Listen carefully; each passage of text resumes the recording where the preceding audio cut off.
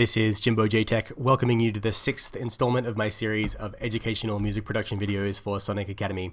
Today I'm going to show you a cool way to really zoom in on each of the tracks in your mix and make decisions about where to place them in the stereo field.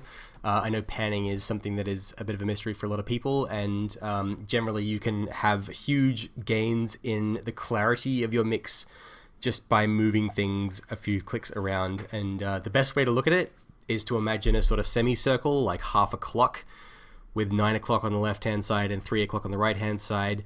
That's kind of your stereo space, and you want the most important elements to be like an hour hand or a second hand pointing right up at that 12 at the center of the stereo spread. And then basically what you're looking for with each track is basically finding a place on that semicircle where it can sort of shine through without being sort of overlapped by some other kind of sound. So the way that I do this is I put each sound under a microscope and I move my way down the mix. Obviously some tracks are not going to need to be panned, such as like the kick drum, the sub, probably the snares. We're not going to need much kind of panning at all.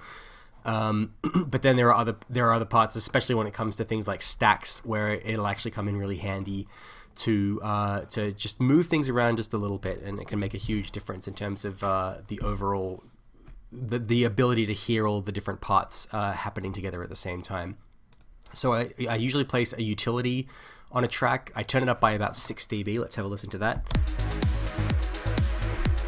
This is the closed hi-hat here. I usually sort of give it a bit of a flick left and right and listen to what the extremities sound like.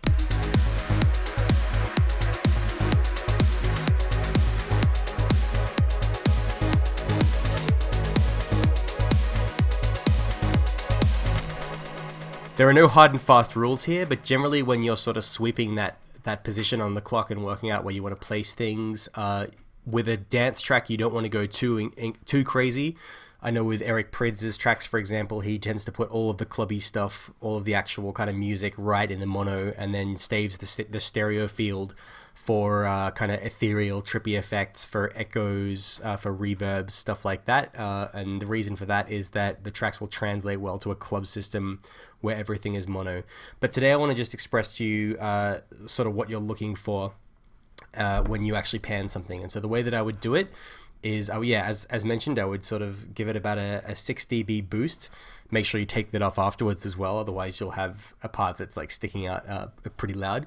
And basically just swimming around the sound space with that sound and finding that point on between 9 o'clock and 3 o'clock, working out where things should go.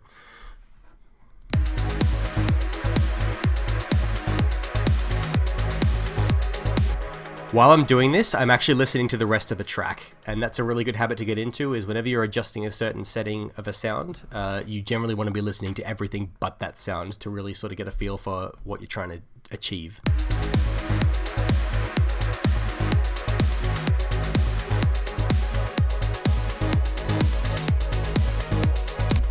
So there at 6 right, that closed hi-hat, it's just got its own nice little space. Nothing else is really hitting around those frequencies in that exact spot, so I'll leave that there.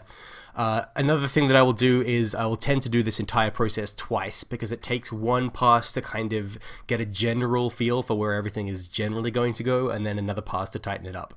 So I'll just give you one more example of that now, and then I'll go through and do the rest of the project. So the next thing I would do is one of these main chord lines.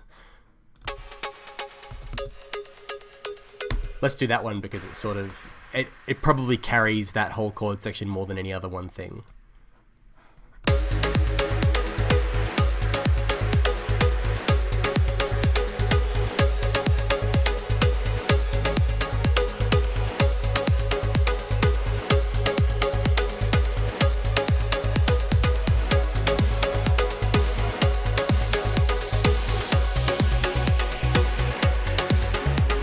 So here when it's around there, it sort of gets a little bit buried with the rest of the mix.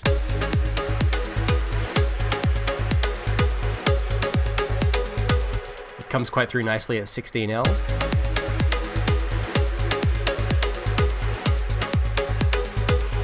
And it comes through very clearly at 20 right. So there's a few options there for how we can do it, and like I said, it is a matter of usually going through the whole mix twice. And what you're looking for is just those points on the clock where the sound shines through and has its own space and can be heard the most. So now I'm going to go through and I'm going to do this exact technique to all of the sounds in this mix that need some kind of panning, and we'll give it a listen compared to the original version and see how it sounds. Go back.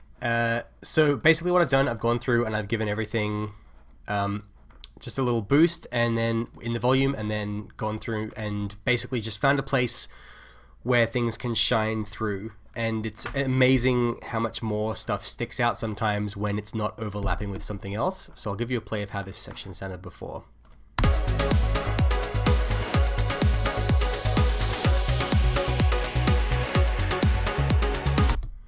And how it sounds now.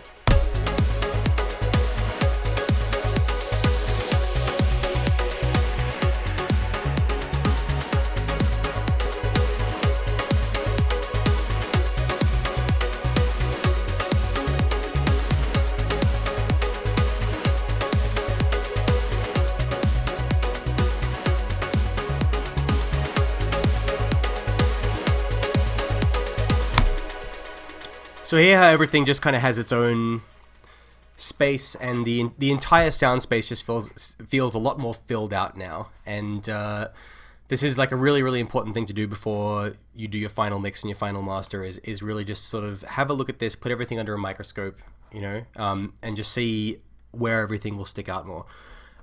In the next video, I'm going to show you some cool mix tricks that you can use to just do some final polish before we look at mastering, so stay tuned.